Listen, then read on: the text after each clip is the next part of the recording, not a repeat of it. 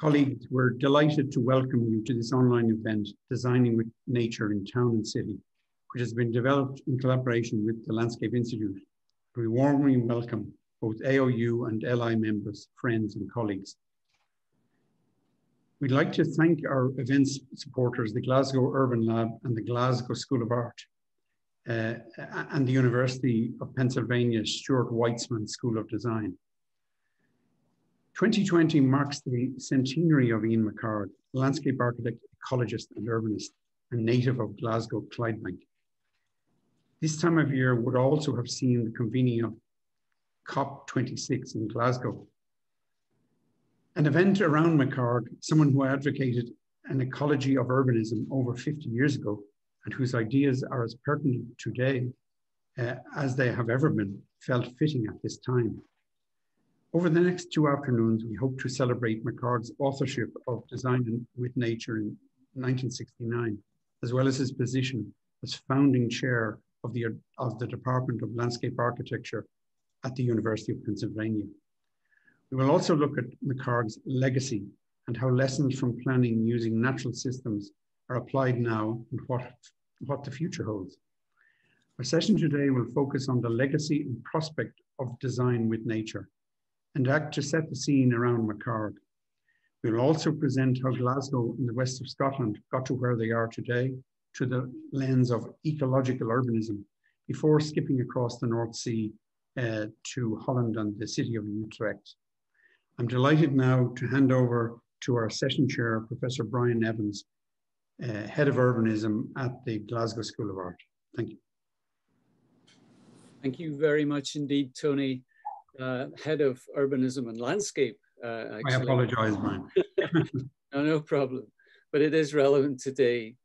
I'm delighted to be here and to welcome so many friends and colleagues to this event.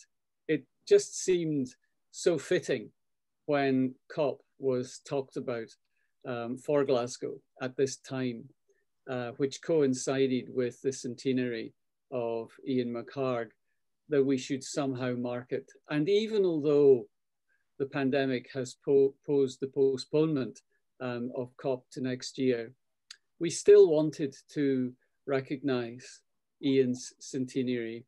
We're a little early. I think he was born on the 20th of November, 1920. But the coincidence of these dates was nonetheless extremely important. And it's just brilliant for us in Scotland to be able to make our contribution to recognizing the legacy and the contribution that Ian McHarg made. And indeed, as you've said, Tony, looking forward as well, how relevant it is to where we find ourselves today. We're absolutely delighted to have colleagues from the University of Pennsylvania with us. Not all of them are from the University of Pennsylvania, I should say. And one thing I would like to say is that just before we start, that we reached out to Ian's family, and some of them have been able to join us. And we should remember, I think, that whereas Ian McHarg is a public intellectual, and his work was so influential for so many of us, young in our careers, changed the course of my own career, for example, reading Design with Nature. But we should remember that as well as our relationship with McHarg and his work, Ian was also a beloved husband, father, uncle, and a family man. And I did want to just say hello and welcome to the family members who have not only reached across the sea from the Atlantic, but of course, many are living here in Scotland too. So it's just fantastic that they're with us. Okay, so our first item of business this afternoon, I'm going to have a conversation with Dean Fritz Steiner of the Weitzman School, and also colleague and friend Laurel McSherry, who's head of landscape at Morgan State University.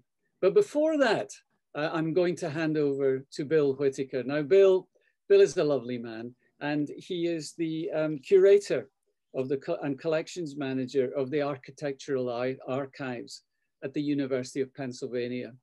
I've had the good fortune to visit Bill in his lair and to see he's an archivist extraordinaire. I said, come on, Bill, tell us something about Ian and his early life in Scotland from your archives. Surprise us. So, colleagues, I have no idea what's coming next, but I'm handing over to Bill for a couple of minutes. Over to you, Bill, and in your lair there. Well, thank you, Brian. It's a great pleasure and a privilege to welcome you all here to the Architectural Archives. We're in Philadelphia, and we're just across from the School of Design. And this is where Ian's archives are housed. And there's a lot of great treasures in here that stand alongside the archives of Lucan and Bob Venturi, Denise Scott Brown, and many others. But I wanted to choose a few objects from the collection just in an attempt to break Zoom, to give us some objects and some tangible stuff that we can have on our mind as you guys proceed through this discussions today. So the first thing I want to show you is let's give ourselves a picture of Ian from 1969. This is one of the press photos. Ian amongst his students here at the University of Pennsylvania in 1969, a press photo for Design with Nature. But I thought it was important, and I think Ian was proud to serve his country, proud to do things beyond himself, bigger than himself, and to take on the challenge of big change like that. So since it's Armistice Day in your country and it's Veterans Day in ours, here's a photograph in Ian's autobiography. Ian, a paratrooper with his colleagues in Greece in 1944. He saw quite a bit of real fighting, and I know that was an important experience he had in his life. So I have a few objects here. I'm going to pick up the camera. Before I do that, I'm going to show you that I'm not the only one in the room. I've got Dean Fritz Steiner on the other side of a plexiglass screen. We are practicing social distancing and safety here. And in a few moments, Fritz is going to come around and be speaking to you from where I'm at. But without further ado, let me show you around a little bit. So I laid out a few objects here that I think you guys will be interested in seeing. The first is this little diary. This is one of 41 diaries that we have that Ian kept throughout his life. The earliest one we have is 1959. It's monogrammed. And this is 1970. And what's so wonderful, is this a thing that he kept close to him throughout his life. And it's where his frenetic life is organized. And so, of course, we have to go to April, to the teach-in on April 20th. That's the first Earth Day. Independence Hall is Earth Day Eve. You could see he's on the Today Show up in New York on the day before, right?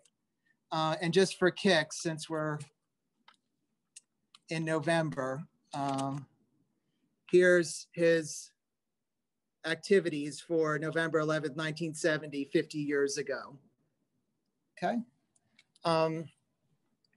In thinking through what to show and to think about Ian's connection to Scotland, first, I just wanted to show you his beginning his teaching career in Scotland. And it's really what energized him to come over here to the US. And this is a course of lectures he gave on landscape architecture at the Glasgow School of Architecture and also in Edinburgh.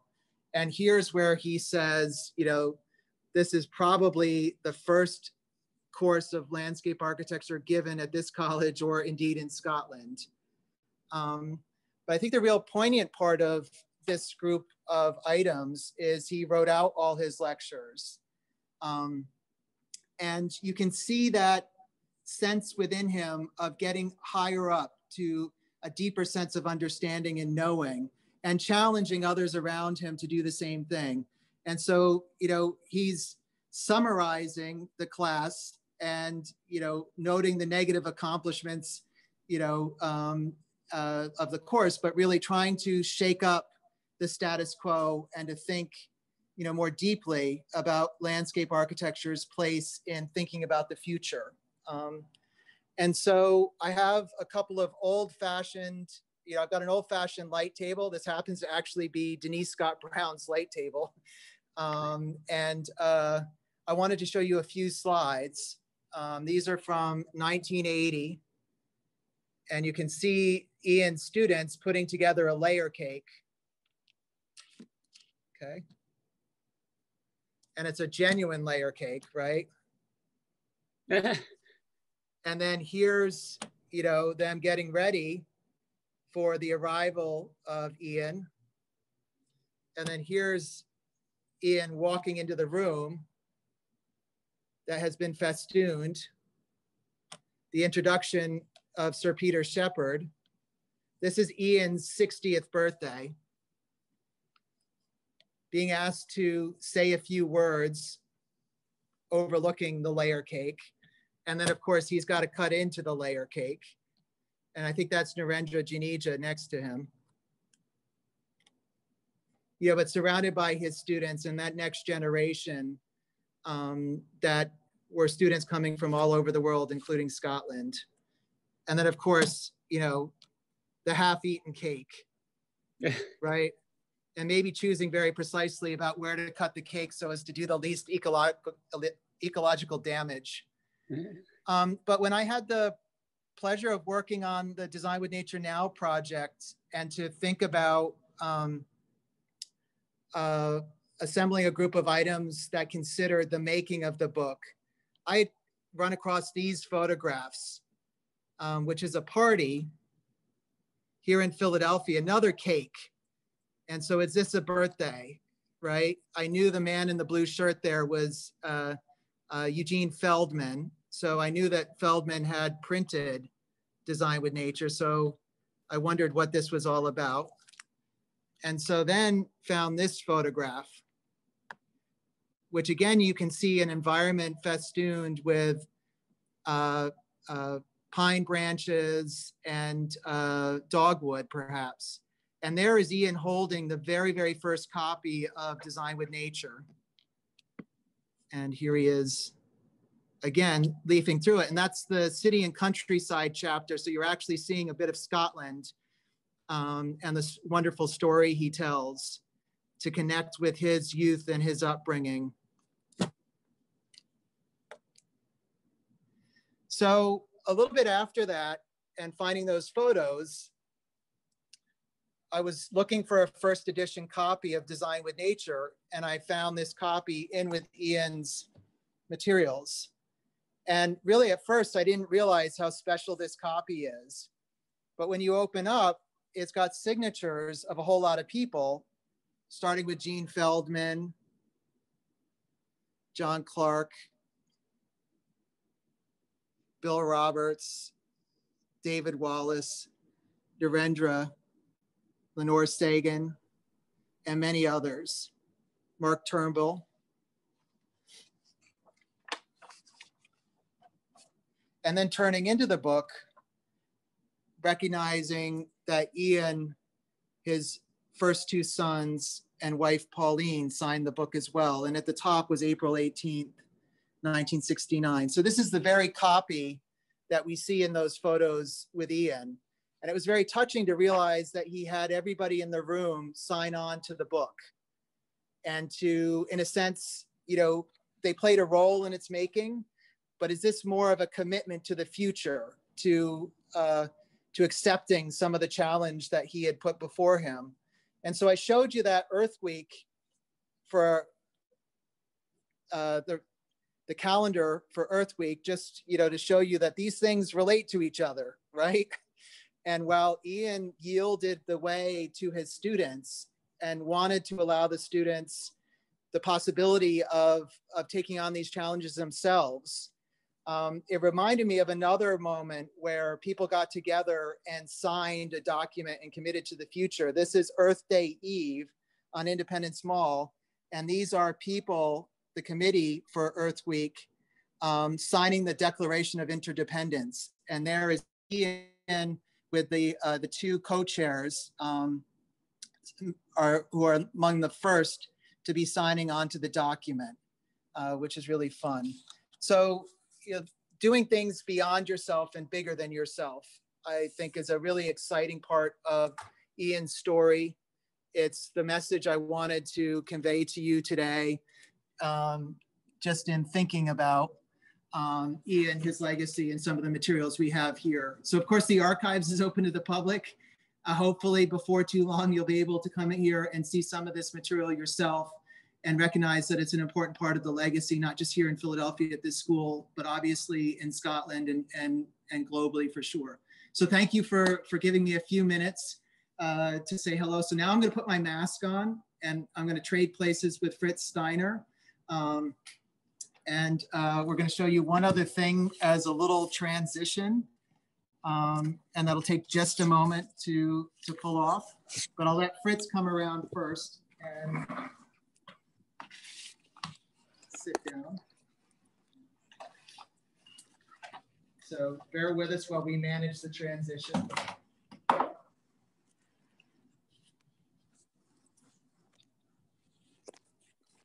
And I'm going to pick up the camera again.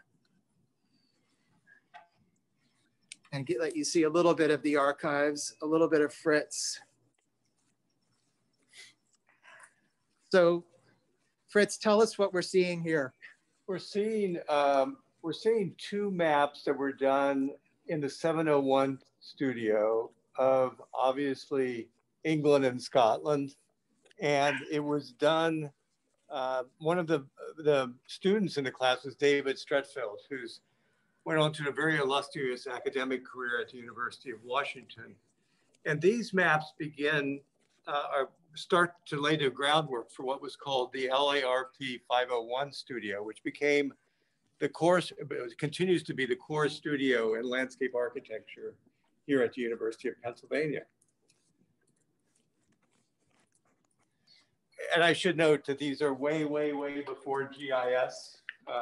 They're 1965. It's a map of the plants and also the soils of England, Wales, and Scotland. And with that, I believe Brian is going to ask me a couple questions. That was our handoff. So, well, guys, I'm just following the chat here. And I'm telling you, Bill, you've just won Zoom. You've just won Zoom. People are highly delighted by this introduction to the archive. And I won't delay us, but I was struck when I had the good fortune to visit it that quite a lot of what Ian wrote his lectures on is, shall we say, borrowed stationery from the government in the British government in Scotland at the time, and it's lovely to see the Scottish crest and the top of a lot of those sheets of paper. Nemo me and Punila Kesset. Fritz, welcome. Thank you so much. Thank you, Brian. It's nice to be here today. It's just wonderful. Thank you so much. Tell us, Fritz, when did you first encounter Ian McHarg, and what was that like for a young guy?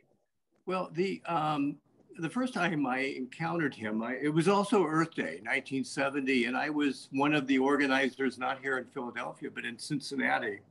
And one of my jobs was to put together a book fair and to collect all the important books on the environment at that time, and there weren't very many. In 1970, there was Rachel Carson's Silent Spring, there was Aldo Leopold's The Sand Colony Almanac, and there was Ian McHarg's Design with Nature.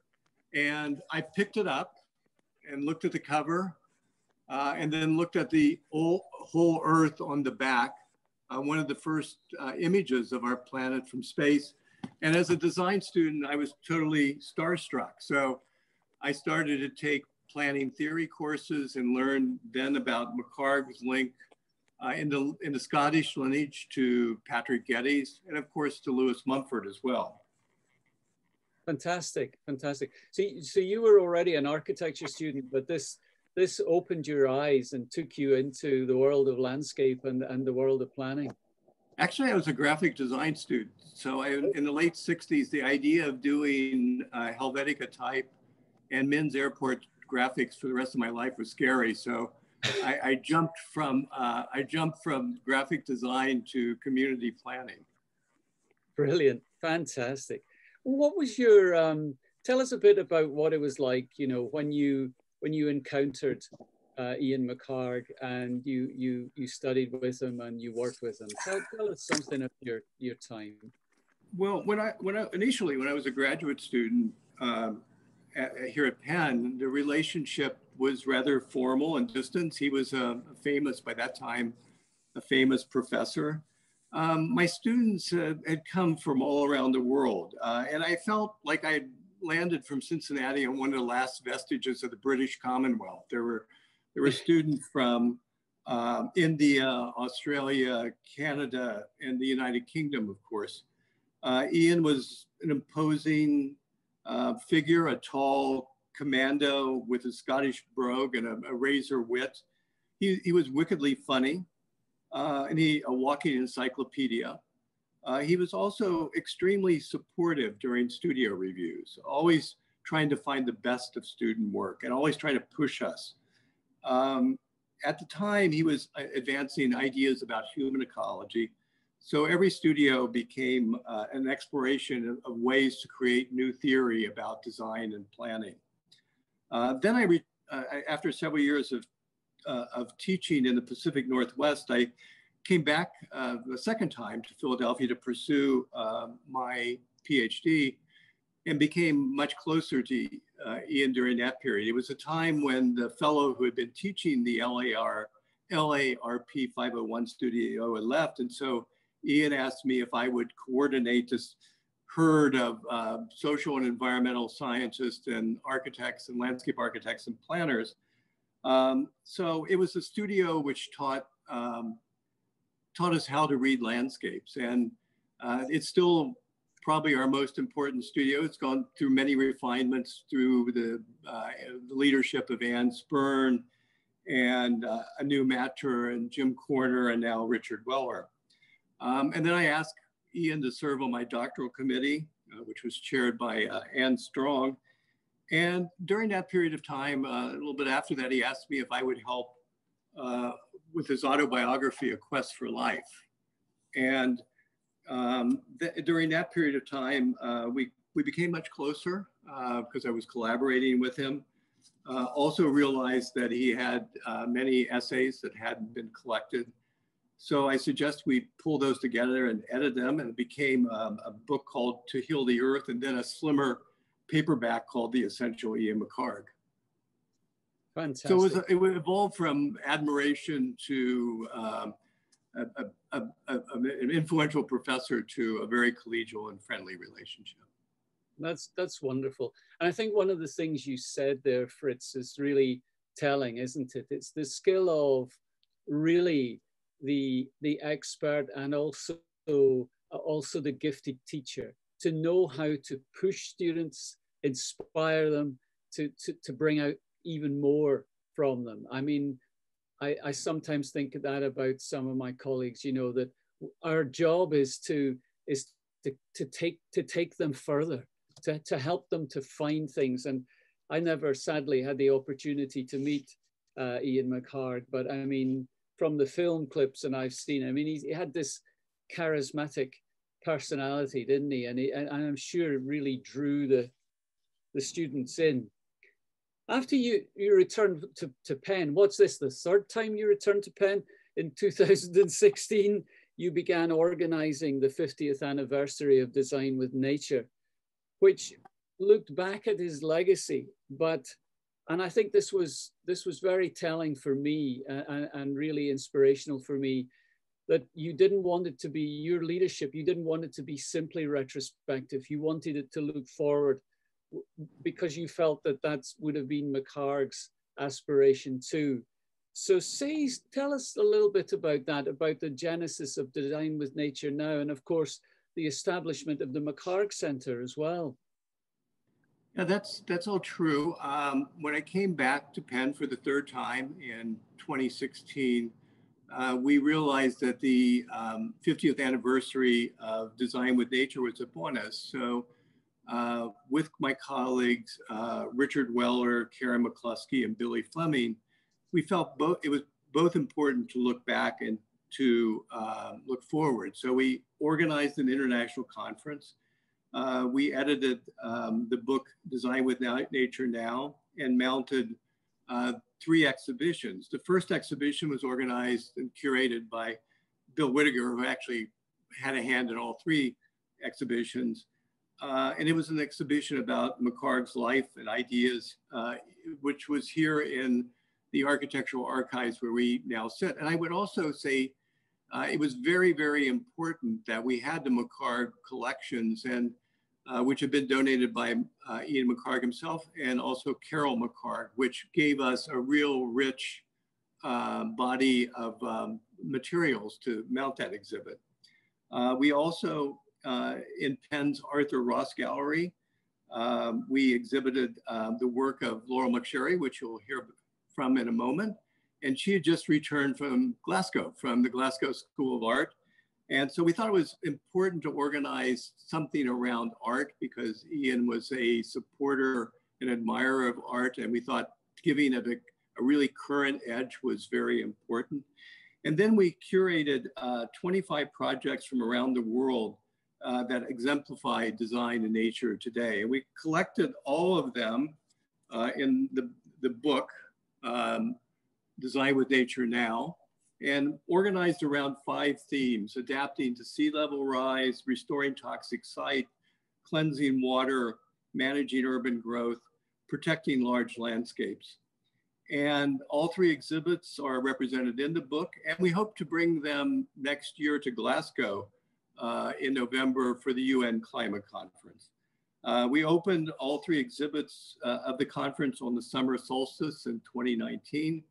The event also marked the launch of our McHarg Center for Urbanism and Ecology, which is dedicated to advancing research in landscape architecture.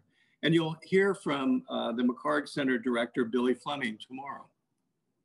That's right, Fritz, and thank you so much. Thank you also for mentioning our hope and aspiration that we still hold on to bring the Design with Nature Now exhibition to Glasgow next year in time for COP, and indeed to keep going with the work we're doing in the transcription of Ian's early lectures. It was fantastic that Bill mentioned that he gave the first set of landscape lectures in Scotland, and he did so at the Glasgow School of Architecture, now the Glasgow School of Art, of course, and also Edinburgh College of Art. And we'll come back to that during the discussion over the next 2 days. But for now, Fritz, thank you so much. I had the good fortune to collaborate with you guys in a little way with the Design with Nature Now and to come to the event. And it was inspirational. It recharged all of my batteries and got me all fired up again. So it was wonderful. And I see on the chat, and really I would absolutely say this to all of friends and colleagues here in the UK, if you ever get the chance to go to Philly, do go to the Weitzman School. You'll get a great welcome. And Bill will be there to show you the treasure trove that is the archive.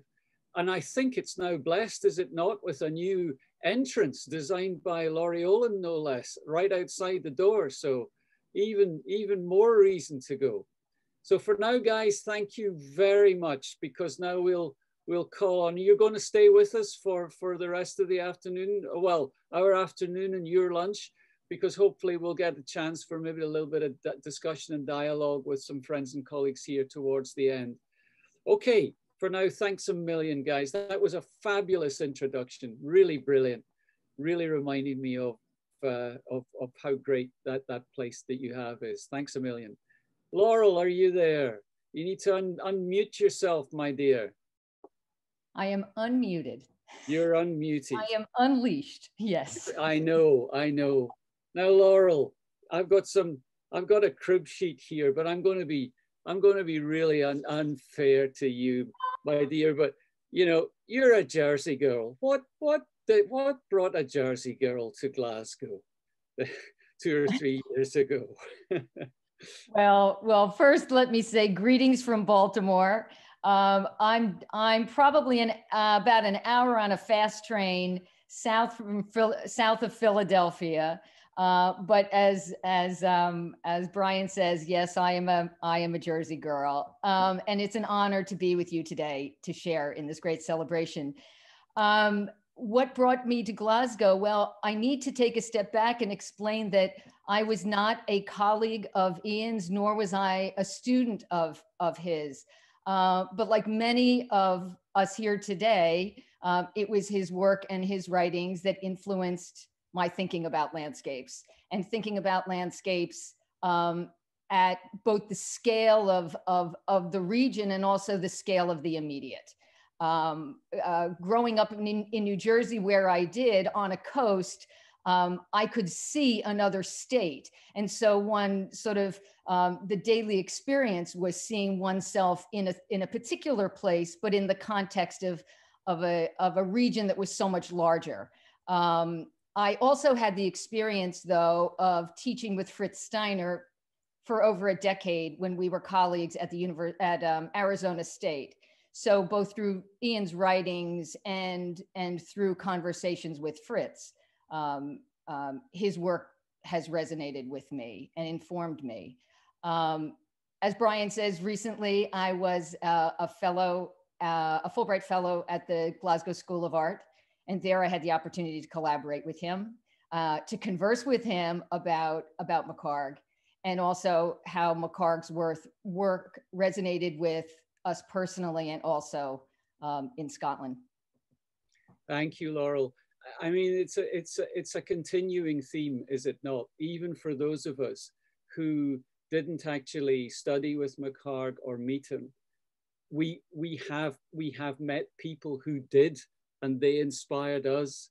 So that lineage continues today. During your time in Glasgow, you explored 2 themes that occupied Ian McHarg: time and representation.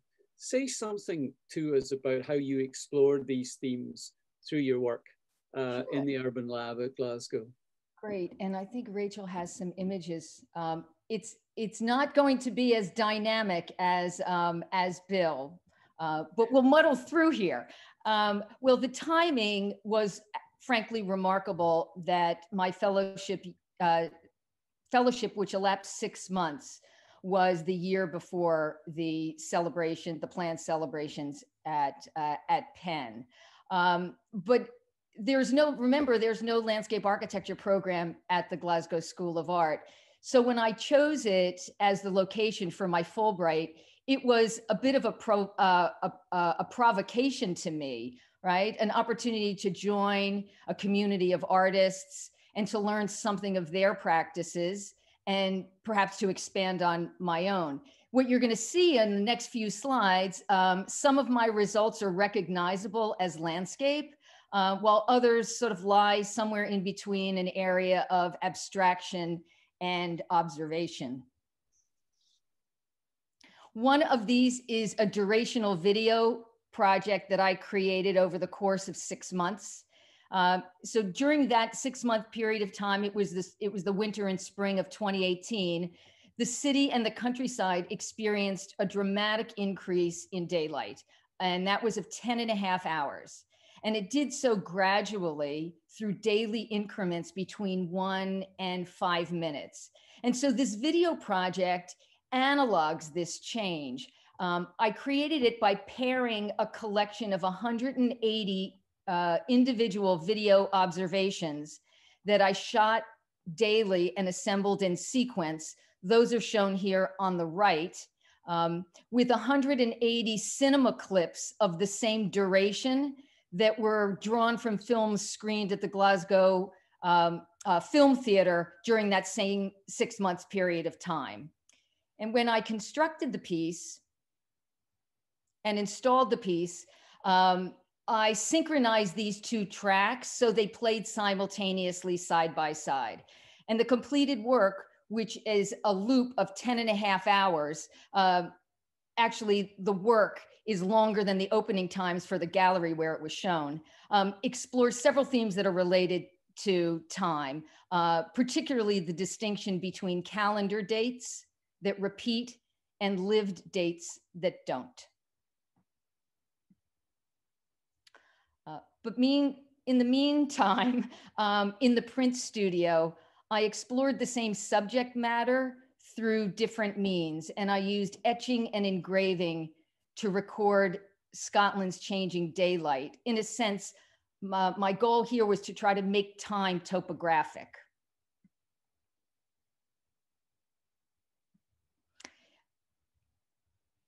You got any more images there, Laurel? Is that the last one? Yep, we do. No, we have a few more. So the Glasgow Daylight series not only references the original cover of Design with Nature and inspired the cover, it also inspired the recently published Design with Nature Now. I created the series by engraving 4-inch steel plates and etching them in a sequence of acid baths of increasing duration, which were equivalent to the hours of daylight gained each month from January to June. So in a sense, in this case, acid was my sun. I made the first set of prints after the steel was exposed for 1 hour, representing January. That would be the image all the way on the left. And the final set of prints after a total exposure of 10.5 hours, which is the image all the way on the right. Since the plate that produced the image on the far left was sacrificed to produce the image immediately to its right, and so on, each print became both an ending and a beginning, a mooring and a threshold. For some of the work in the series, I also used a technique, or I explored a technique called blind embossing, which is free of ink and relies only on changes in ambient light to render the images or to render the forms.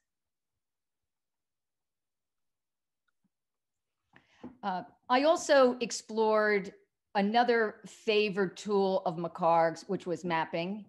A memorable passage for me in Design with Nature was McHarg's descriptions of his walking practice and his use of that walking practice as a means of understanding relationships between city and countryside.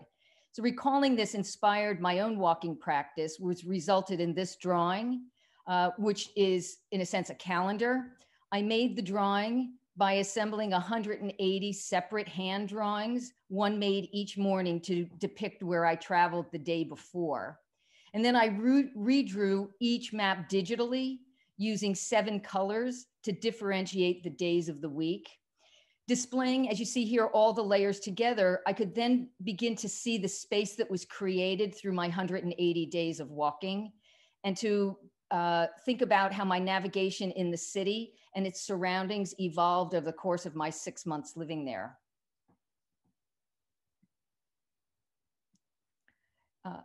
Another representational technique that was favored by McHarg was the transect. And I also had this opportunity or this idea to think about and begin to study both the River Clyde and its American counterpart, the Delaware, because both of those were influential in McHarg's life and his work. But another underlying theme in not only McHarg's work, but these experiments of my own were the significance of increments and the power in their accumulation. This drawing is called Dual Transect, and I produced it through a combination of digital drawing, field photography, and photo engraving. And it began actually with a desire to record the locations of shallow river sections along the Clyde, those areas traditionally used by drovers to move livestock from one side of the river to the other. But gradually it evolved into a recording of many, many different types of crossings. The color of each line is drawn from sampling field photography. from each location. And similar to the process that I used when I created the walk maps, I created dual transect as a series of individual layers, and which when displayed together reveal patterns and densities and variations along the river's gradient. I tried to also capture the interdependence of the city and its surroundings by trying to make a drawing that was non-directional in its reading. I think it's fantastic, Laurel. I mean, I had some other questions written down here, but I think you've answered them all already. You know, I was going to ask you about the mapping and what you learned, apart from the fact that the people in Glasgow are every bit as chatty as the people from Jersey, and you'd no difficulty finding your way around, as I recall. But it's brought back to me all of those conversations we had about the River Clyde and the River Delaware and the relationship between them. And well, I think, you know, we helped you find your artistic soul. I don't know, but I mean, I used to find you in the etching studio, working with the people there, and I mean, it was just amazing, really. And you also, of course, I mean, the whole point about that is, I mean, what's really interesting about this is the legacy of McHarg's thinking, the stimulation of that in a contemporary setting, the relationship we both have with people who were in contact with him, and how that brought us together and collaborated on contemporary practice. And I think that your artistic eye with that was really wonderful. Have I come in too soon? Have you got any more slides to I think show that there us? are 2 other slides. Yeah. You know, the encouragement, Brian, your encouragement for me to explore all dimensions of the GSA during my time there, as well as explore the river and explore the print studio.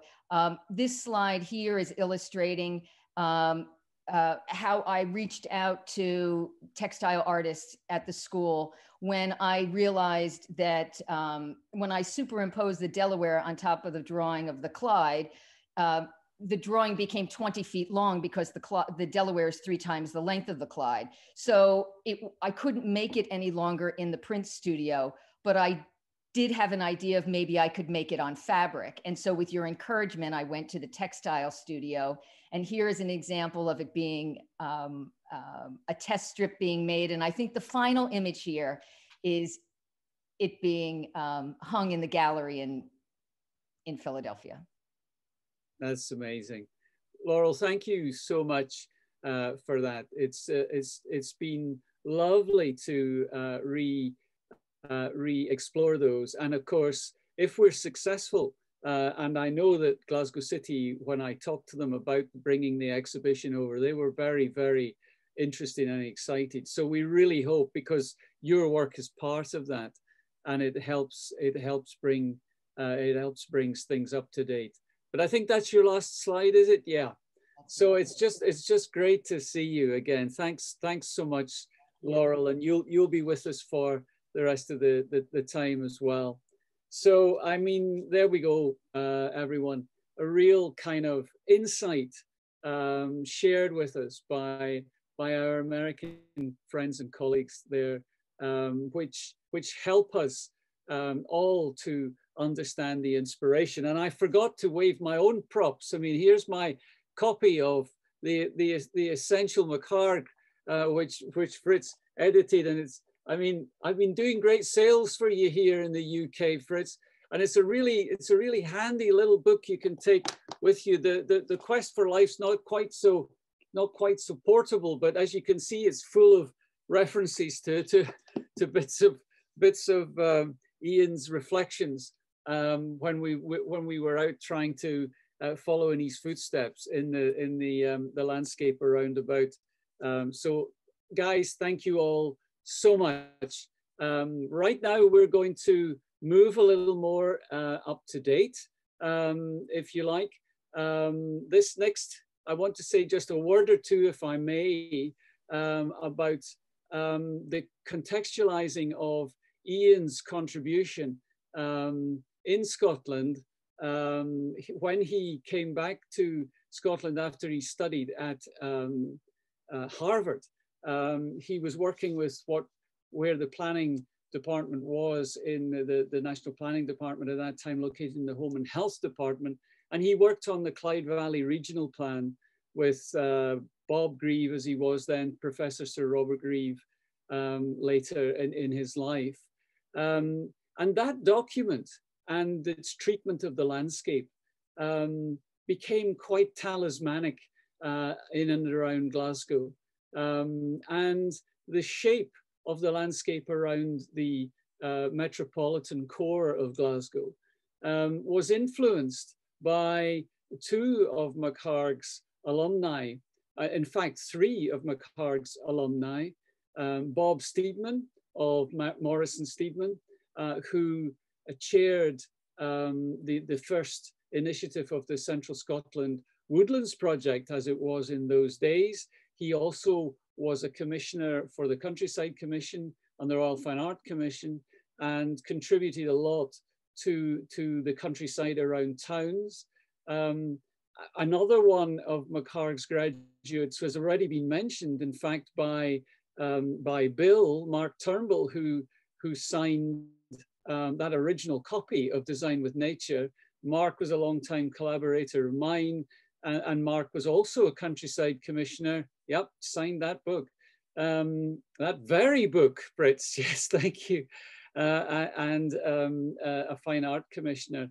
And a third alumnus from Ian's courses, of course, was David Skinner, who set up the landscape courses in Edinburgh.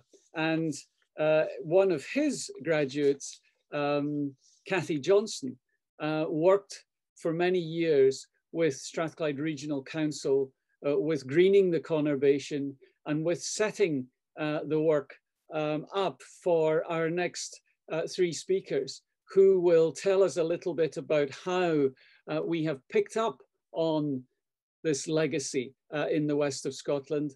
And the first of those I'm delighted to introduce is a friend and colleague, Max Hislop. And Max is director of the Glasgow and Clyde Valley Green Network Partnership.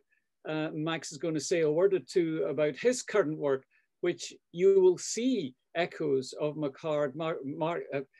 Max is a forester, I think, by original training, but I mean, he's part of the landscape fraternity now. So Max, over to you. Tell us a little bit about this wonderful work you're doing at the moment with your blueprint and announcements about forests and things for the metropolitan Glasgow. Thank you.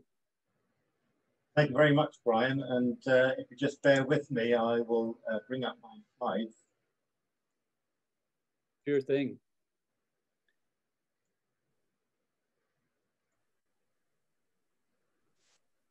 You can all see that there now.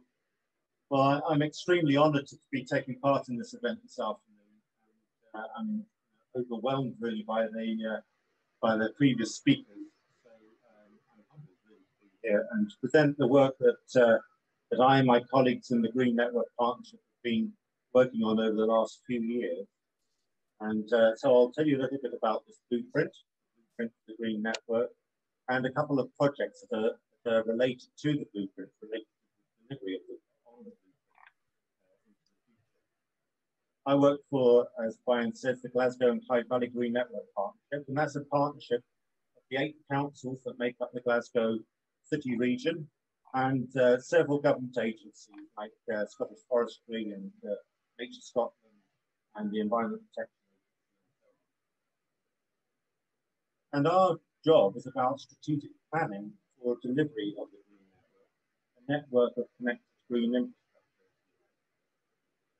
You come a little bit closer to the microphone, Max. Sure. Thank you. So here's our region in context in central Scotland. And you can see Edinburgh over on the east there, on the estuary of the Forth, or the Firth of Forth, Glasgow, of course, on the estuary of the Clyde, and our 8 local authorities make up the Glasgow City Meeting. This is how we represent our region in the blueprint. The blueprint is all about making the connections across the region.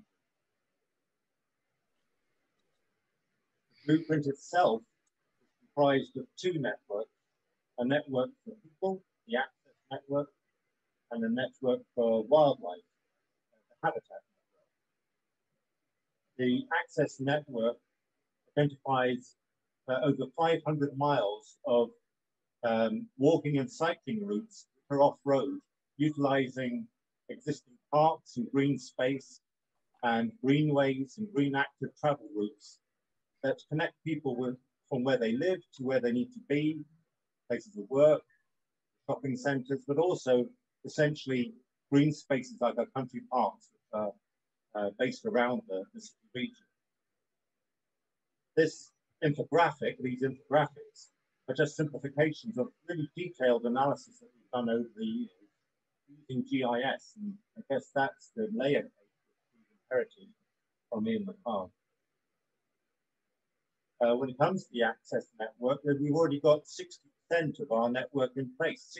60% of our access network is green. It's our job to think about how we might green the rest of the grey routes. When it comes to the habitat network, habitat networks cover 40% of our region. And in this infographic, we are looking at 4 priority habitat types from the British Biodiversity Action Plan. But in so many, like so many places, our habitats are heavily fragmented through development and agricultural practices. And so our blueprint is all about making connections between our existing digital habitat network. That's what the arrows on this graphic represent.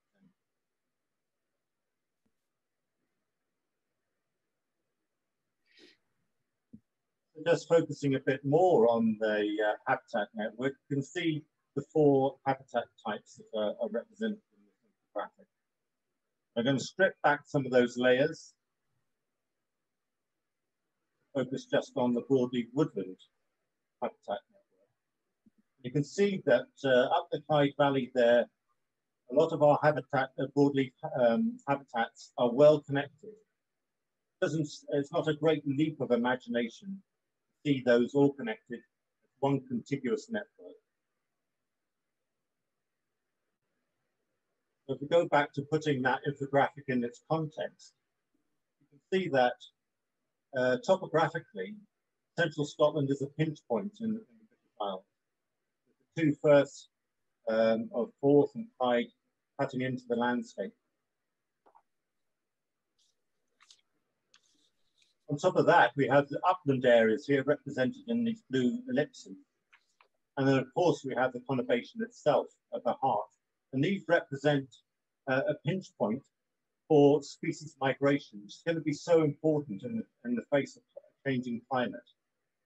So our ambition is to create this migratory route through our region, which allows woodland species to move from one woodland habitat patch to the next. And eventually linking up to the Loch Lomond and Trossachs National Park and the Highlands of Scotland. So that's our ambition for a regional woodland habitat network, which stems from the blueprint. But that's an important contributory component to a new project, new delivery project we are developing at the moment, called the Clyde Climate Forest. That element is all about connectivity. But we have 2 other elements in this project. One is about urban tree canopy cover and the enormous range of benefits that we all know that urban trees can bring into the urban environment, particularly about stormwater management and overheating, what Glasgow will face as climate changes. We call that one canopy. And then a larger expansion of forests and woodlands on farmland and vacant derelict land right across our region as a response to climate change. Obviously, we are concerned about locking up carbon emissions. So that's our 3rd element. And we're setting targets for that delivery. We want to see 20% canopy cover across the urban parts of Greater Glasgow. We want to increase the average woodland habitat network by 20%. And we want to see 20% woodland cover across the Glasgow City region from a current level of 17%. Well, it's great to have these ideas, but we have to see them delivered. And in the blueprint, we've identified 4 key delivery mechanisms. Through the planning system, through plan development, to the kind of work which our public organizations are already spending money on, so to aligning delivery with existing budgets. The delivery of the blueprint alongside infrastructure investments, so seeing green invested in along with the grey. And then finally, there's always that search for new pots of money, funding opportunities. And I think that the Clyde Climate Forest really is about taking advantage of the new funding opportunities associated with investment in carbon offsetting to be a major driver for that kind of ambition. I also want to focus in on the opportunity associated with the planning system. We've estimated that the delivery of the green network within our region will cost £1.1 billion over the next 30 years. But 26% of that capital cost could be delivered through the planning system if we harness development to deliver the kind of interventions that we require.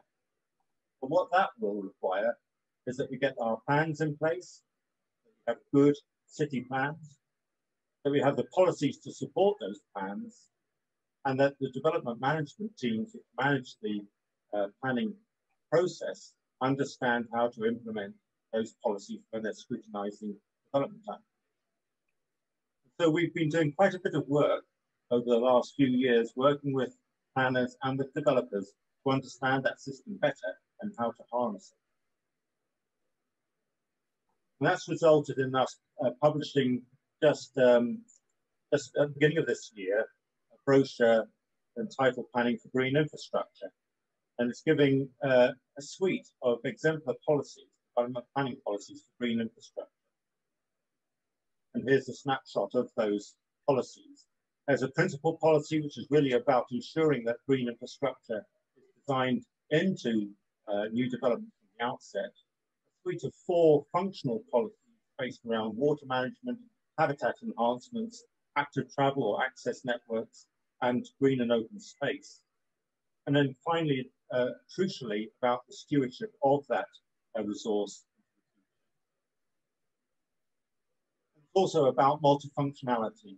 And here's an image taken from that brochure. It shows, if you like, those layers, another layer cake of those functions as they should stack up in a well-designed development. So that's just a snapshot of our blueprint and a couple of the projects that we're doing to see delivery against that blueprint. And you can find more information about our work at this address and through the publications on our website. Thank you very much. Well, Max, thank you. Thank you so much. Absolutely fascinating. Of course, you know I'm a fan. You know that I'm really committed to all of this. And I think when I loved those spines you showed that went around either side of Glasgow. And I think if my geography is not wrong, the northernmost one must go pretty close to Clydebank as it goes around the conurbation up towards the to the wonderful Loch Lomond. So I'm going to do a terrible thing to you now, Max. You know me. So I'm going to say, because in front of all of these people, I'm going to say, well, if we can get some support, some sponsorship to plant some trees somehow, surely we have to have the Ian McHarg woodland to the in the hinterland of Clydebank, huh?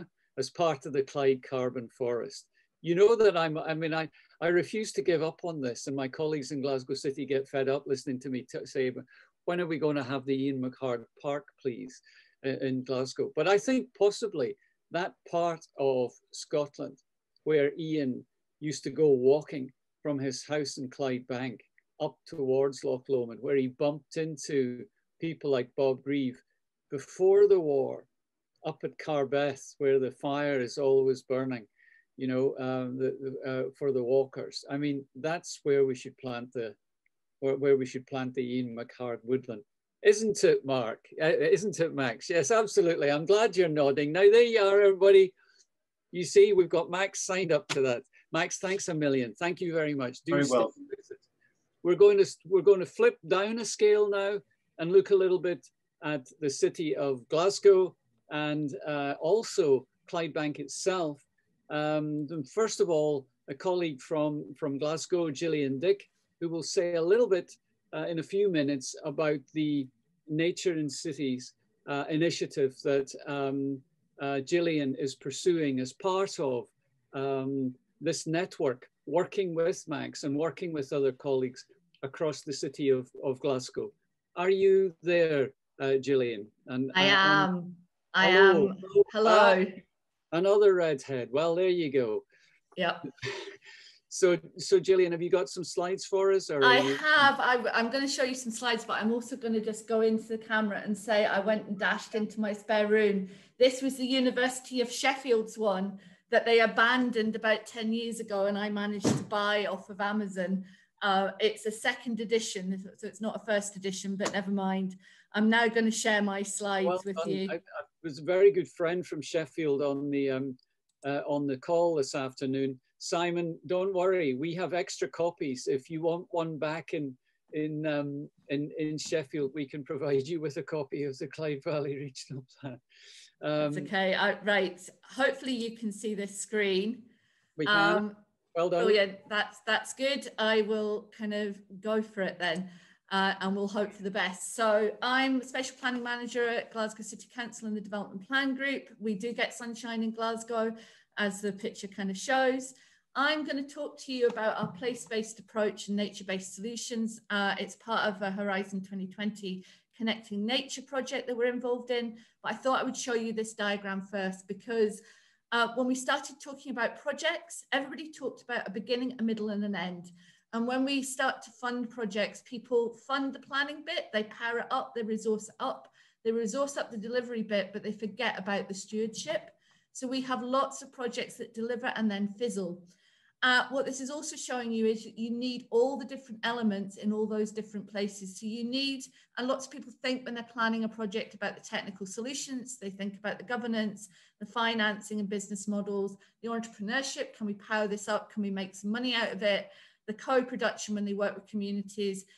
They sometimes think about reflecting on their kind of journey, because you make mistakes as you go, and it's good to make mistakes because you learn from them, and the impact and assessment of the data. So they'll get the evidence that says this is why we're going to do something.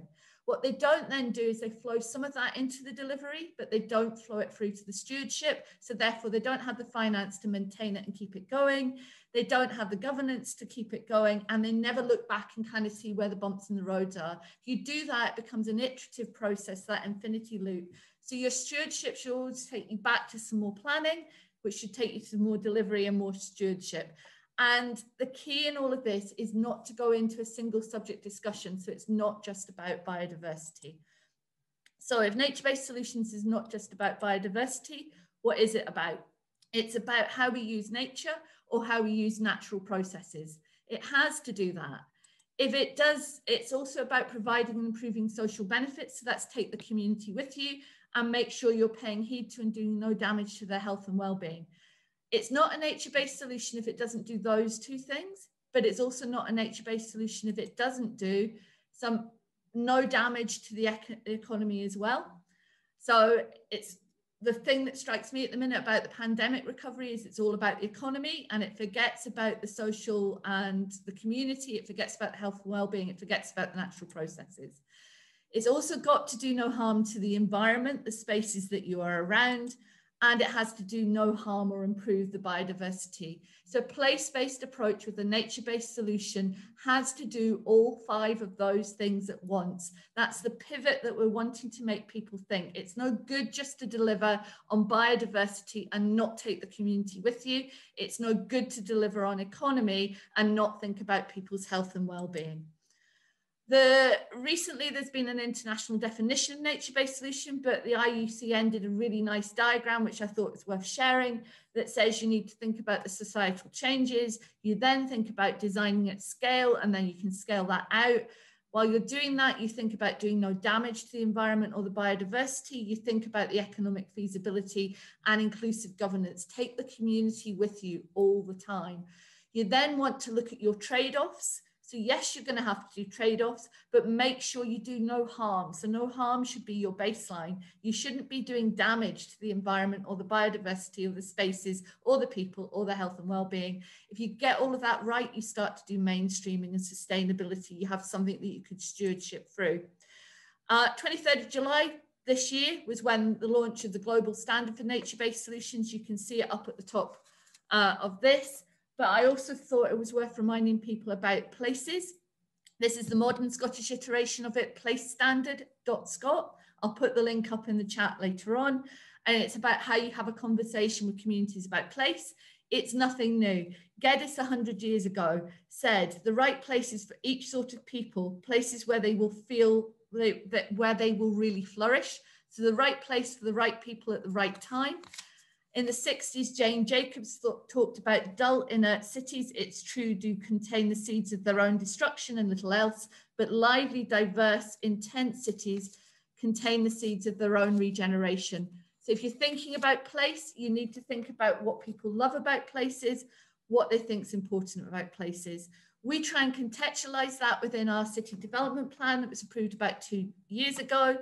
It has the headlines you'll see in every plan across Scotland about a high quality, healthy place and a compact city. And we've tried to be vibrant, thriving, connected and green. We encompass that in an overarching placemaking principle that covers the whole of the city and spatial strategy. And we have 12 policies. We've tried to reduce it down because a lot of the development plans turned into telephone directories and we knew nobody read them. So what you want is to cut to the chase and get the policy and why you have to do it. So we have policies on the economy, network of centres, resource management, and a collection of policies that cover the spaces between the buildings. And then we have something about the housing delivery, transport delivery, etc. So if I move you on and give you a wee hint for a tip of some of the things that we do. So our placemaking policy talks about distinct, safe and pleasant places, easy to move around, welcoming, adaptable and resource efficient, for instance. Green Belt and Green Network policy is the policy that laid the baseline for our open space strategy. So in Scotland, we have 2 statutory planning documents, a development plan and an open space strategy. And I'll talk to you a little bit about the open space strategy in the next few slides, but that's covering things like the linked habitat, provision of multifunctional open space, protecting the Green Belt, etc. We then have a separate water environment policy that's looking at that adaptive climate, improving the water environment and talking. So it's worth remembering in Glasgow that our biggest open space is actually the blue open space. That's the River Clyde, the Kelvin, the canals and the Cart. Our second biggest open space is actually the grey. That's our footpaths, walkways, cycleways, the public realm, the squares, and then we have the green. Often people just zoom in on the green and forget about the grey and the blue. The natural environment policy you can see up there is taking in some of those protected environments like our SSSIs and some of that biodiversity legislation that we have to pay cognizance to. So if we focus in on our open space strategy, it has a clear vision that talks about a livable, healthy and resilient Glasgow. Now, what do we mean by that? So when we talk about a livable city, we mean good quality, safe and attractive spaces with lots of informal spaces where you can relax, you can meet up with the community. They've become really, really important at the moment. And what we're hearing from people is there isn't enough spaces, or they're not big enough, or they don't feel they can socially distance in them properly. In a Glasgow context, there's lots of tenement buildings where there's shared back courts, as we call them, or back gardens, and some of them have not been big enough or have not felt safe enough for people. We want to enhance the setting of the city, give it a sense of place, a welcoming place to live, work and play, and create that attractiveness that brings businesses in that want to kind of work here and retains those businesses. If we're looking, it also helps us to improve our neighbourhoods. So it plays into what Scotland's now talking about, the 20-minute environment neighbourhood for our existing and our future communities. If we're looking at healthy spaces, then we want spaces to engage, to play, to do sport, to walk, to cycle, to grow food, to meet and engage with others, because a healthy place is somewhere where you can engage for your mental health and well-being as well as for your physical health, and encourage that well-being and social cohesion. Also in a healthy place, it's somewhere where we can kind of carbon capture, we can look at improving the air quality, the water quality, and reduce the noise. So it gives us an opportunity to improve all of them, and all of that helps with a healthier Glasgow. When we're talking about resilience, it's about the resilience of those spaces to help make our communities more resilient. So if you go to our affluent communities, they can cope with the shocks and strains that are coming from the climate stuff that's hitting them. Some of our more less affluent communities can't. They have less resilience. Their houses may not be insured against the flood events that may hit them. So we want to try and manage that surface water within our open spaces. It's better for a football park to flood occasionally than it is for our combined sewers to go into people's houses. We want to be adaptive to the climate changes that are coming towards us rather than mitigate against them, but mitigation is a good strategy as well. And we want to use those spaces to connect to habitat. We want those spaces to be adaptive to the conditions that are coming over the horizon. And we want that change to include carbon capture, renewable energy, geothermal, providing shelter and shade, both from any heat that we might get, but we're also expected to be wetter and warmer. It will allow us to deliver those opportunities, and we're trying to do that through opportunity mapping. So we're trying to capture all that data and visualize it in lots of different ways. It will give us a better understanding of the quality, quantity, and accessibility of our spaces. The evidence base we're gathering will allow us to make better decisions, and we've started describing our local development plan and our open space strategy as key asset management tools for the council. We manage the biggest assets in the council, which is our spaces and places. It will also allow us to provide data for communities so we can engage with them and allow them to do stuff from the bottom up as well as top down. And it will allow us to strengthen the partnerships that we can build with those communities. Hopefully it will allow us to stimulate business growth and innovation in relation to the place-based approach and nature-based solutions, and facilitate community action that enables our communities to be more resilient and do a lot more for themselves. Thank you.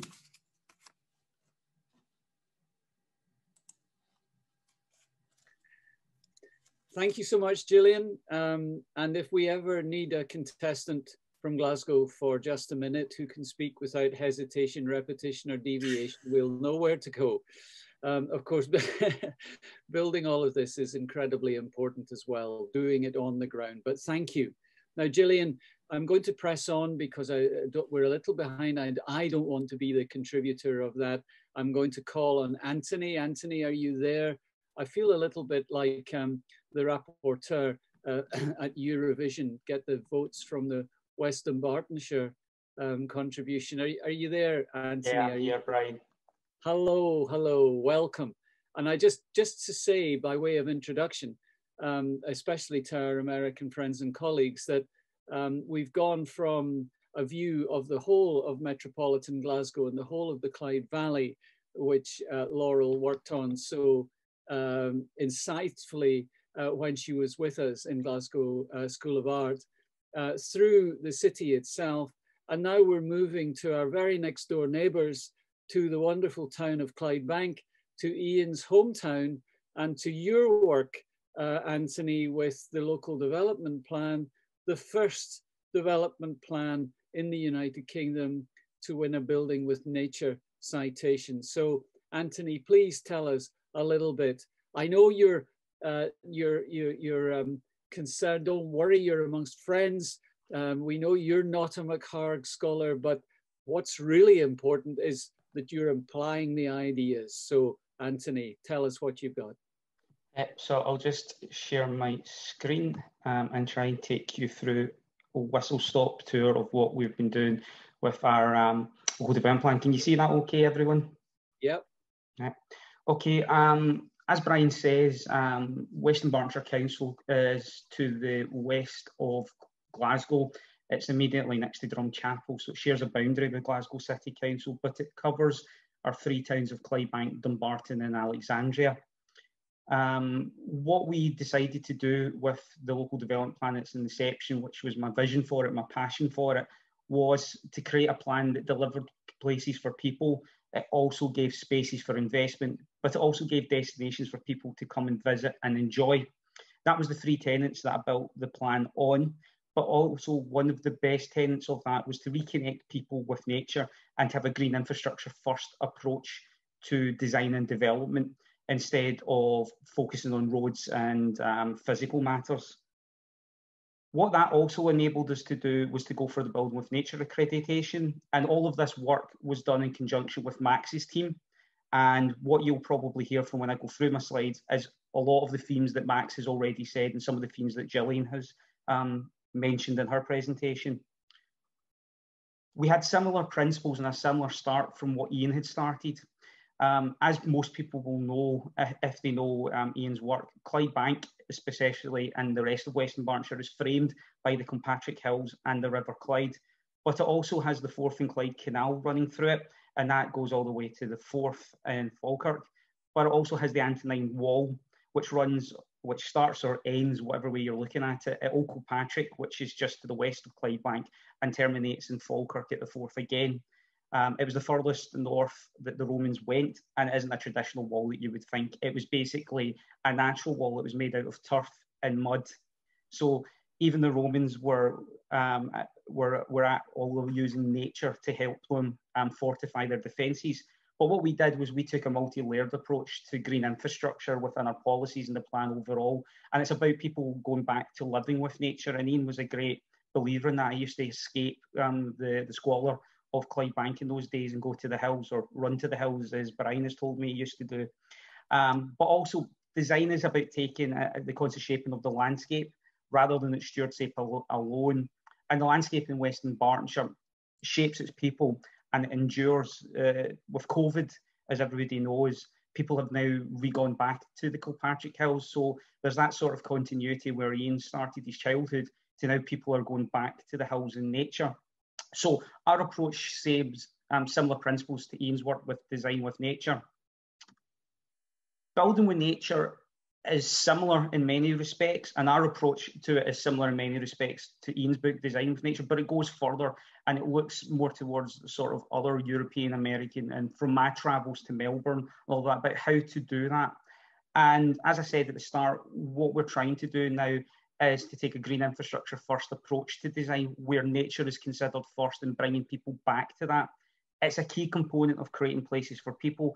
And this has become even more apparent now that there's a paradigm shift in planning about us going back to these garden cities, to going back to creating places that are green, open, and for recreation, for amenity, that people can just get out of their house and go back. It's about getting away from just having a driveway, going back to having a front garden and allowing people to sit out in it, as well as having a rear garden. These things are coming back now, not as a result of COVID, but it's becoming a pressing need through COVID and the reality that you need open space. Green space is also integral to health and well-being, and also, as Gillian said, about being environmentally resilient. And that's what the policy does. It goes from design principles through to the layers that Max had showed in his slide about habitats, about connectivity, about water management, all the way through to stewardship. And it's one of our principal policies that most of the developments within Western Bartonshire will have to comply to and will have to meet to get planning permission. It is the first development plan in the UK with the excellence accreditation from Building with Nature. And I'm not entirely sure if most of the people in this room will know about Building with Nature, but the website is very informative and it will take you through how they have accredited this plan. The plan doesn't just have green infrastructure policies in one policy, it's embedded throughout the plan. For instance, we've got an air, light and noise pollution policy that asks people to use green infrastructure to mitigate any adverse impacts that they might have on their surrounding environment. So the plan has thought through of green infrastructure thread and health and wellbeing thread throughout that, and that will translate into the supplementary guidance that will sit aside the plan but be the same weight of the plan, which will go into more of what we're looking for development in terms of green infrastructure. And Max has been helping us write that for the best part of a year or over a year now. So that was the background to Building with Nature. But why did we do it? The first picture in the top right, as many people will see and Laurel will recognise, It's the River Clyde looking towards the Erskine Bridge. This is taken by a colleague of mine from the top of the Kilpatrick Hills looking towards Dumbarton and into the city centre. What we have in West Dunbartonshire, and primarily I have and my team have, and the Plan Department as a whole has, is a passion for pushing the boundaries for high quality design. But it's about strengthening our communities, not just about creating new communities, but strengthening communities through development and green infrastructure. It's about what Max was talking about, habitat connectivity and access connectivity. The plan has a strategic green network approach to it, and it has a set of strategic green network projects that link the communities together and further afield to the John Muir Way in Scotland. But as we have a strong natural environment, there's a need to integrate with it, and there's a need to respect it and to flow with it and to keep it there as a resource. This has become more apparent that we need to keep our green belt and our green fields and our natural environment more than ever now, not just for health and well-being, for food resilience as we go on and we don't know what the future will hold. It's also very important to have it for health and well-being. Health and well-being has become the most important thing now, and we're seeing a rise in West Dunbartonshire for people returning and needing recreational resources to supplement their home life and to give them a break from working from home at these days. But it also creates environmental resilience. Flooding is a big issue in the west of Scotland. We sit on the Clyde, and the Clyde is, the river levels are rising because it's not dredged as much, and climate change is affecting it. So most of our towns, and Clydebank itself sits on the Clyde, so there's issues with flooding coming. So green infrastructure can help with creating environmental resilience. The picture in the bottom right is of the former St Unian's primary school site in Clydebank. It's been turned into a biodiversity and community park by the council.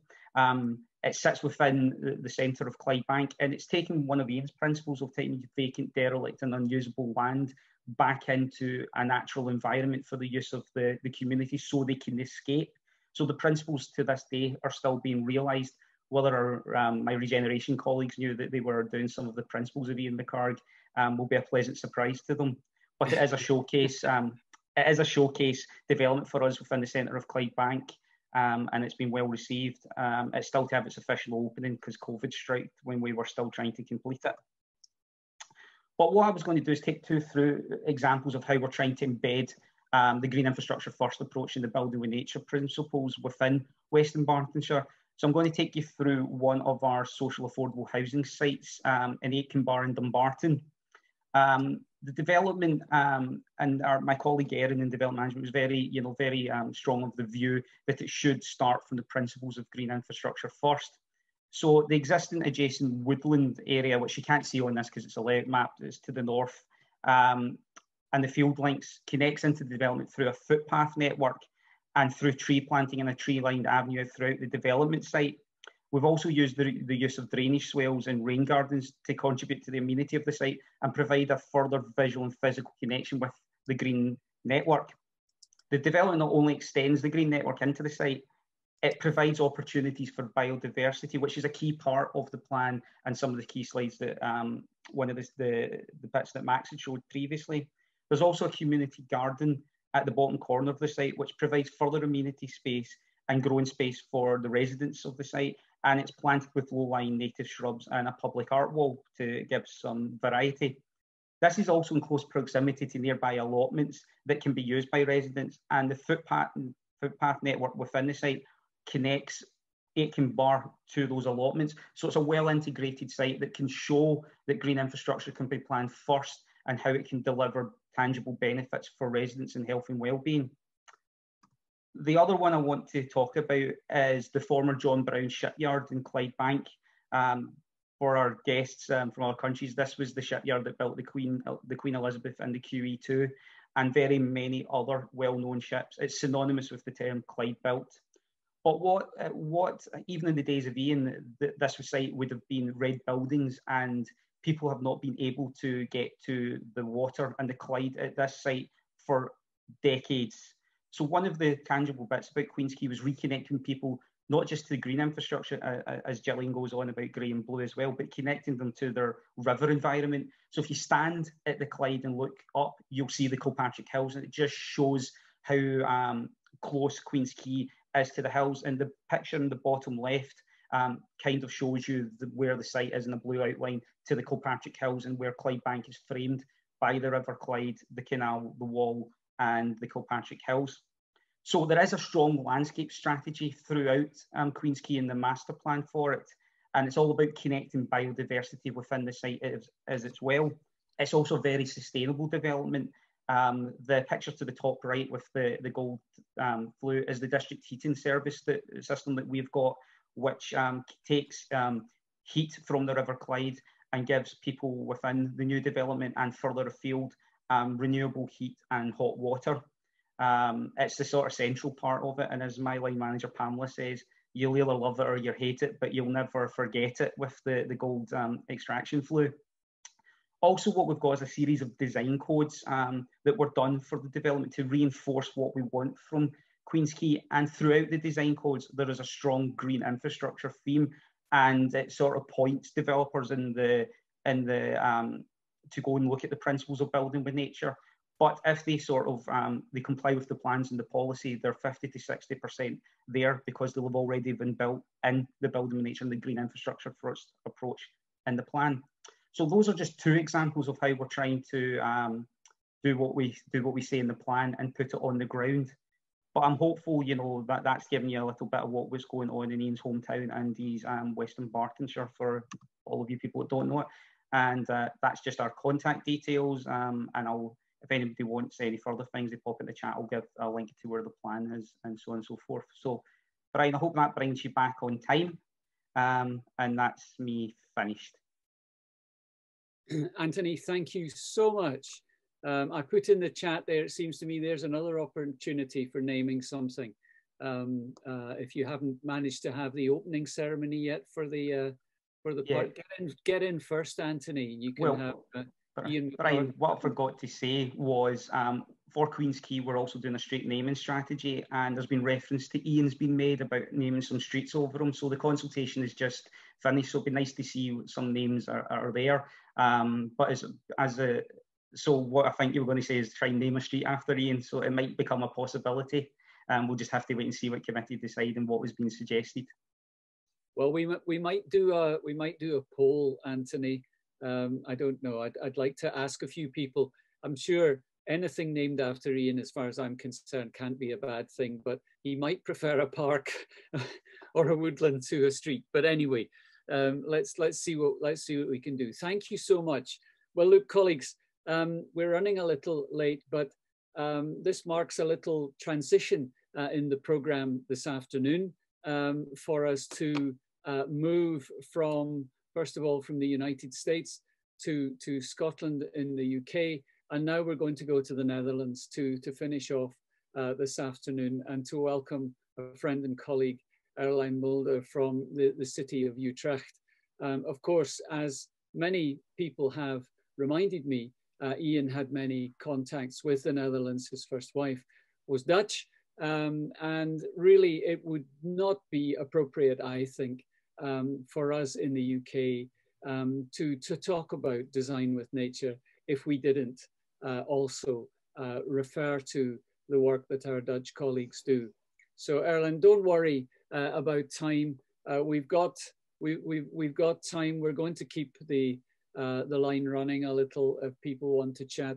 So over to you, please, and tell us about your work. I know you've got a couple of Dutch colleagues with you, and they're very welcome. We've got Norwegian colleagues on the call. We've got colleagues from lots of places, so it's just wonderful. So Erlijn, please, over to you and tell us about your wonderful work and the importance of nature to the Dutch people and to how close it is to your heart in Utrecht. Well, thank you, first of all, for the invitation, Brian. I'm very honored as well to share our insights with you. I have to share now my presentation. Yeah, it's this one. Can you all see it? It's coming up. Yeah, it's coming up. Oh, I will do the slideshow. Wait a second. And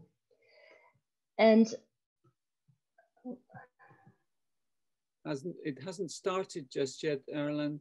Can you see? It's there now. Yeah. Yeah. You just need to go on to show. There you go. Well done.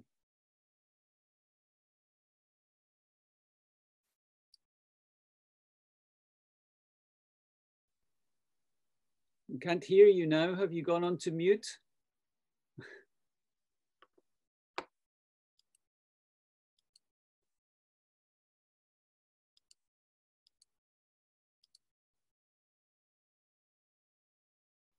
Try again.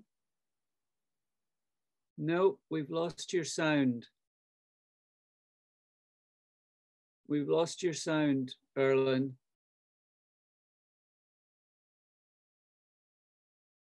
Rachel, are you on the line? Can you hear Erlijn? Take the headphones out. Yeah, maybe take your headphones out, Erlijn. We can't hear you. Just on. Yeah, I can't hear Brian. No. Erlijn, hello, hello. We can't hear you.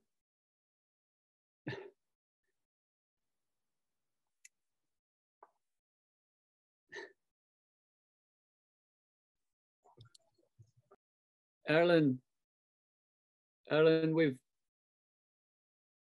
we can't hear you, Erlijn. We can't hear you. Could you take your headphones out, unplug them?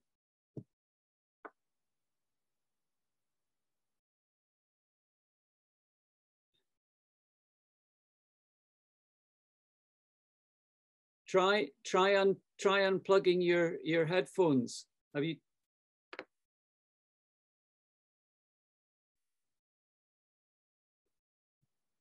No? Do you hear me? Ah, yeah, you're back. Yes. I don't know what happens.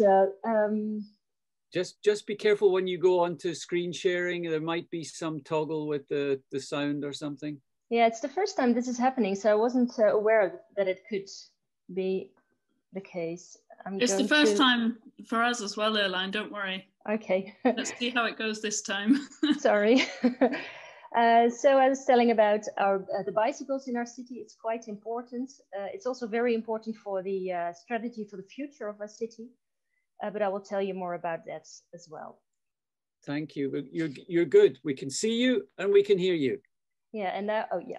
So as I said, we're in the middle of the country and we have the biggest central station of the country as well. So every day, 300,000 travelers cross our central station. We are also the largest, the fastest growing city in the world, in the Netherlands, in the country. And there's a huge assignment with that as well, and lots of challenges. The central station, for instance, is becoming in the middle of our city center now, while it was on the edges of the city center before. But also it's getting more and more crowded. We have more air and noise pollution, of course. And on the right, you can see a map of our all the warmth places. And on the left, you can see the mapping of the differences in a good life health expectancies. And the above picture is about how we would like to grow by infill, so within the city boundaries. But the other assignment is that we want to create more green spaces as well. So the red dots are our urban development projects, and the green dots are our green development spots. So it requires a systematic leap for nature in our city, because we're growing so fast. We have measured that we need at least 440 extra hectares within our city boundaries. And how are we going to achieve that? I would also like to underline that the strategy that we have been working on the last few years is called Healthy Urban Living for Everyone. And our urban planning strategy is a very important part of that. But we are connecting the dots in our urban planning strategy as well. So when we develop new neighborhoods, we measured how much green we need, how many educational services, sport facilities, drinking water, etc., etc. And we have defined our core values. So the meeting point is very important for us, but we have great landscapes in the surroundings of our city as well. We are a knowledge center. It's very important for our economy, and we're very well known of our life sciences and health university. We cherish our human scale. So if we are growing this fast, how can we still contain our human scale? And the history of our city is very important as well. We have roots in medieval, but even Roman times, and we have lots of monuments as well. So we'd like to keep up with those as well. So the systematic leap for our urban nature strategy, as I already mentioned, we have to create 440 hectares of green space within the city boundaries. We are growing by infill. We have 30% increase of citizens within 20 years, and we have to balance that with nature in our city. So where are we going to create nature, and how are we going to do that? And then in the picture above, you see a very nice park, but it used to be a railroad, and we have redesigned this railroad together with citizens from the neighborhoods into a space where lots of green, where you can stroll around, but also cycle through. So therefore we created a new connection, so to say. And the fingers and the green belts are quite important for us as well. And I would like to stress out also that we have mapped out 4 scenarios of variances that indicate how we can achieve those 440 hectares in different scale levels. And the fingers and the green belts are one of them. Here you can see 2 pictures of, one is actually the roof of a tunnel. It's a very important tunnel in Utrecht. It's one of the busiest highways in the Netherlands. It's owned by the central government, but we have negotiated with the central government that we could make a green park on the roof of the tunnel, and therefore create a connection with the new neighborhood and the old neighborhood. So we're going to build houses on the side of the tunnel, and they can use the park. And on the other picture, you can see actually it's a bee hotel. So we created together with a billboards agency. The pole of the billboards is actually a bee hotel. So we try to create more biodiversity within the city as well. One of the other scenarios is create a green framework. So a construction of green connections between parks, neighborhood, and outdoors. So therefore we can strengthen our urban ecosystem through better migrations of plants and animals. The other one is green streaks. That's about adding large parks with a size that is new to Utrecht, and try to find spaces where we could achieve those. We actually have been doing that already in a new neighborhood called Erlijn, and we have been creating there the biggest park of the Netherlands for the last 20 years. But we are also looking for new options. And the last scenario is greening neighborhoods. And well, it should be a robust greening of the green poor neighborhoods in the city. So to create greener living conditions for plants and animals, but also for the citizens as well, of course. And it requires the redesign of 800 streets and the relocating of 5,000 parking spaces and rearranging underground infrastructure as well. So that's quite a challenge.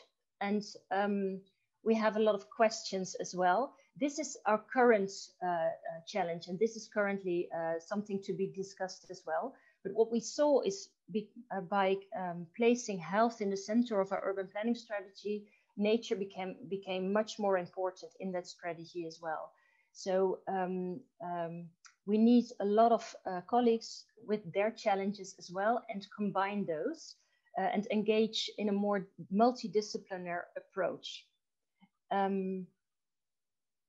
And try to develop better tools to value the green space as well. And we would like to do it, as I said, with others. So we have different challenges with the growth of our city. It's about the energy transition, new mobility, climate adaptation and cooling the city, maintenance, increasing biodiversity, and we would like to combine all those challenges and make a smart combination in that, in order to finance the greenery of our city as well. But it's a huge assignment. I would like to share some cases that we find inspirational and that we have been working on over the last 20 years. One of them is our canal, the Singel. Actually, this used to be a waterway until the 1970s.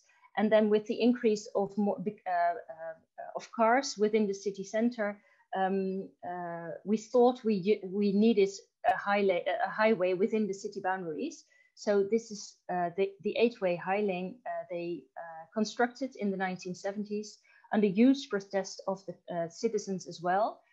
And when we worked on our master plan for the station area, this became on the table as a discussion point. And somebody says, why don't we reconstruct the waterway again?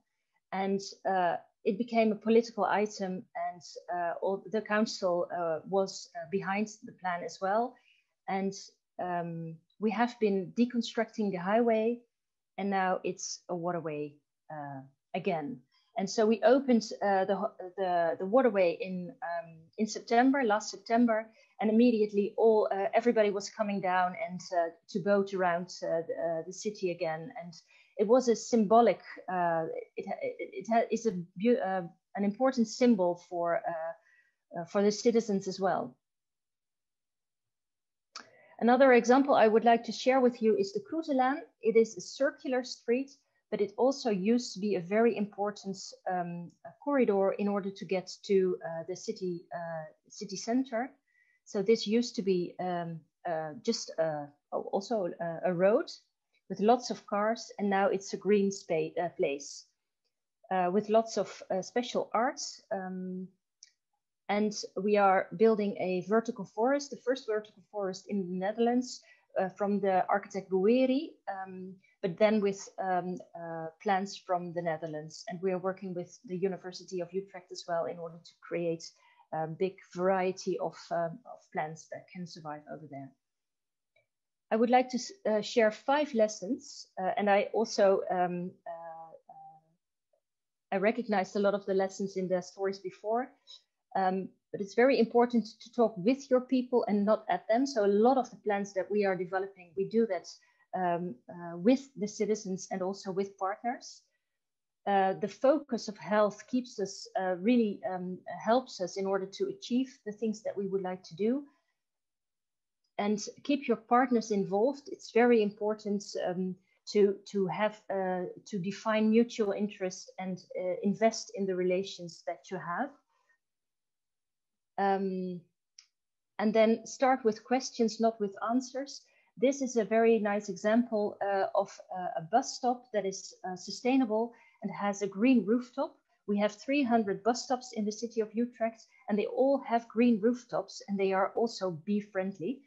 And this was not our own idea. We just simply said to the tender, we had a tender for the bus stops, and we simply said, come up with a solution for us to create sustainable bus stops that add something to the health of our city as well. And it went viral, and we got telephone calls from all over the world, Shanghai, America, all kinds of cities who wanted to adopt the same bus stops as well. And I think it helped in the election that we heard last Monday, that we are the most bee-friendly city of the Netherlands now. So, and then the last lesson I would like to share, enjoy the results, because it's a lot of hard work working for a city and create a more livable and healthier place. And when you succeed, sometimes it helps to really enjoy the results as well. That was the story. Thank you.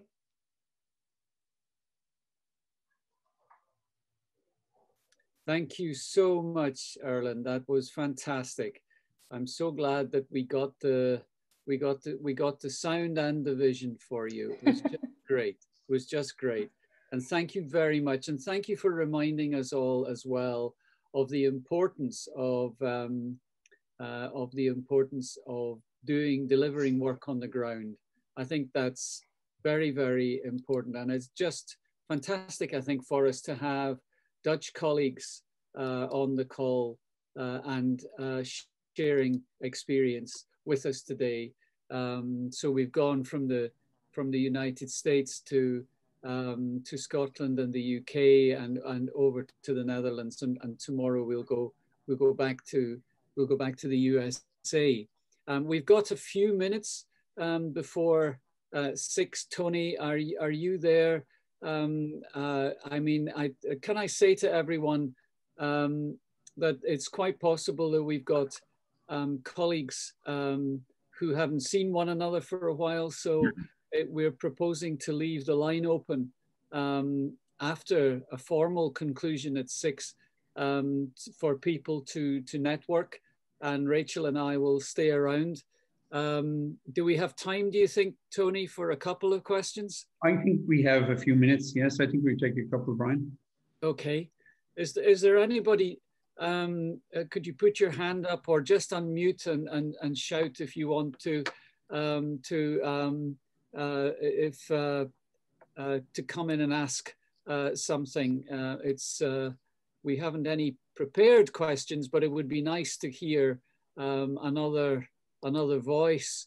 I was looking to see if Simon from Sheffield was still on, but I don't know that he's been able to be on. Rachel, the chair of Landscape Institute Scotland, why don't you unmute and come on and say a word or two of context before that we wrap up for the afternoon. You've dragged me into it, haven't you? I was just thinking about having a glass of wine, actually, but I just think this is amazing, absolutely amazing. I can't find I'll start my video, so I'm not looking particularly fabulous at the moment, but I think that was just such a fantastic selection of presentations and so inspiring, and everybody said that in the chat room anyway, so I'm just repeating everyone else.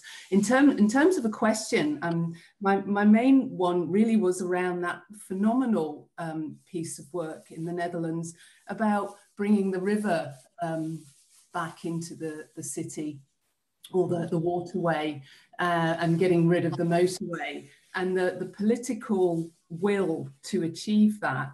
I mean, to overcome those burdens and those potential problems, I just don't even know how it could have been addressed.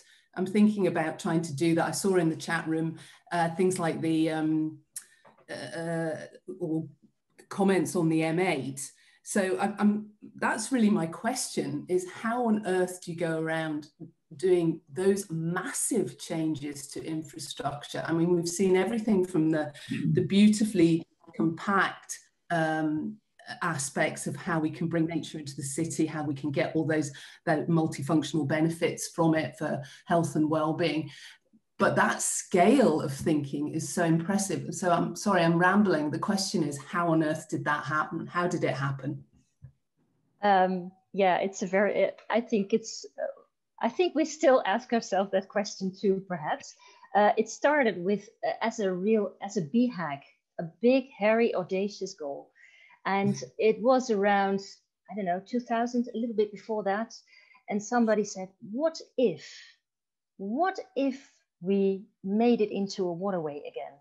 And we knew, of course, that the highway was functional, but nobody really liked it. And it had a huge impact as well.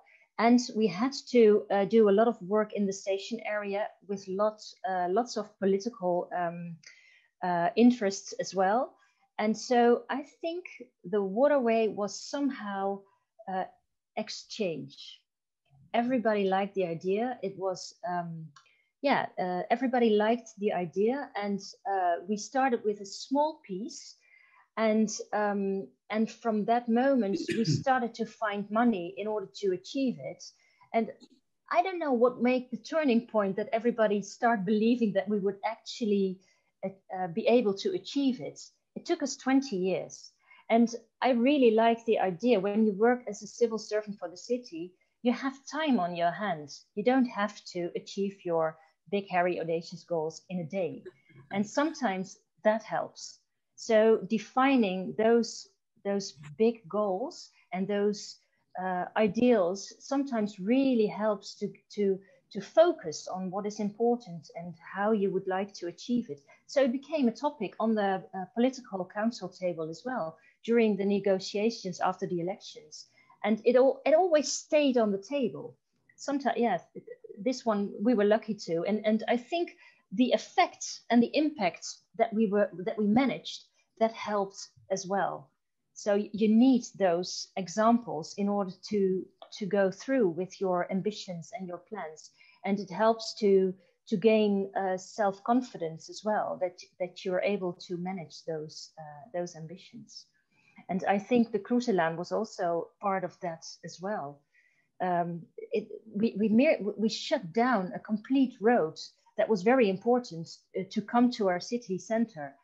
And yeah, and it worked. So sometimes, yeah, you must not think one can't do something, those measures, because there are always solutions, I think. But you need to think out of the box, and that is what we're trying to do at the moment with our green policy as well.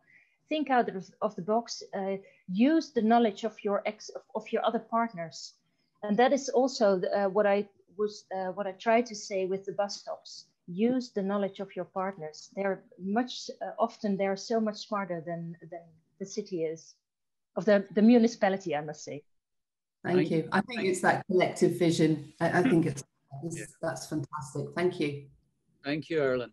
I see that I see Simon has switched his video camera on again, and we've got quite a lot of questions now. I think some we can collect for tomorrow, but I really would like to bring in Simon, a voice from Yorkshire, because Sheffield, I always think, is a sister city to Glasgow. It's got a similar relationship with its industrial past, with its surrounding landscape. And Simon has been one of the key drivers of bringing green infrastructure into Sheffield. Simon, come on and say hello, because you're a colleague who we've journeyed on this road together over 20 or so years, haven't we? We've worked together. We keep slogging away. So it's good to see you. And just say a word or two, hello from our English friends and cousins, please. Yeah, okay. Hello from Yorkshire then. Zoom events like this are always advertised, aren't they, as being energizing and informative. This one, I think, has really lived up to its expectations, taking us on a journey from the kind of, quite philosophical and broad scope of Ian McHarg's thinking, which I confess I wasn't that familiar with, down to some really inspirational projects. As it happens, I'm retiring in 10 days' time from the City Council for 6 years. We've tried to do some of the things that have been referred to. I suppose things like grey to green, where we've taken about 1.5 kilometres of our ring road out and greened it and turned it into sustainable drainage and meadows. In my retirement, one of my hopes is that we're going to be able to recover the River Sheaf, which is the river that Sheffield's named after, but no one can see it. It's actually under the station and railway lines. So the Utrecht example is particularly energizing and inspiring for me. But the whole sweep of what people have described from an artistic, from a philosophical landscape point of view, has given me a great shot of adrenaline. So thanks very much. Well, thank you for coming on, Simon. That was really kind. And please tell me that as well as doing that with the River Sheaf, you're not going to give up being a DJ, I hope, in your retirement. Certainly on my street, anyway. We've had some wonderful stuff in the chat. My own dear wife has made the point that the Falkirk green space, the Kelpies and the parks there took 20 years to bring about, so we can do it. I saw also a question from Henry Crabb about the urban exodus to rural areas, Henry, and I don't know if you're able to come on tomorrow but one or two of the speakers have got things to say about that. And I think that that would be a very, very interesting, discussion to have with some of our speakers tomorrow. I don't want us to overrun, Tony. I want to hand back to you because I know that Dean Steiner needs to go at the top of the hour. One thing I would like us to do, though, before we finish, Tony, with you, is we all switch on our screens. We've got one or two members of Ian's family on, and I'd like us to all wave our hands and wave something and say how wonderful it's been to have so many people from so many friends and colleagues. And Simon's comments, I thought, were just fantastic about going from the wider philosophical thinking down to the detail. Tony, I don't want to out-talk an Irishman. I'll be quiet now and hand back to you, my dear colleague. Thank you, Brian. I mean, it's been a fascinating day. And it falls to me now just to thank the various speakers. Firstly, Bill Whitaker and Dean Fritz Steiner. I mean, the insight into the archives at Penn and the erudite discussion that Fritz gave, which added to, like yourself, Brian, I have a copy of his book on Ian McHarg's writings, which gave me a good understanding, a small understanding of the man. Also to thank Professor Laurel McSherry for her incredible exhibition of artwork. And then the four Scottish speakers, Max Hislop, Gillian, Dick, and Anthony McGuinness, for their really interesting oversights on their projects. And finally, I think I speak for many of us here, Erlijn Mulder's amazing presentation on Utrecht. I'd also like, Brian, especially to thank you. You were the one who brought up the idea for this event, orchestrated it, and you were ably assisted by Rachel Howlett, the AOU researchers. I mean, without Rachel, I don't think she organized it brilliantly. I'd also like to thank our collaborators at the Landscape Institute, CEO Dan Cook, President James Finlay, and Yvonne Matthews.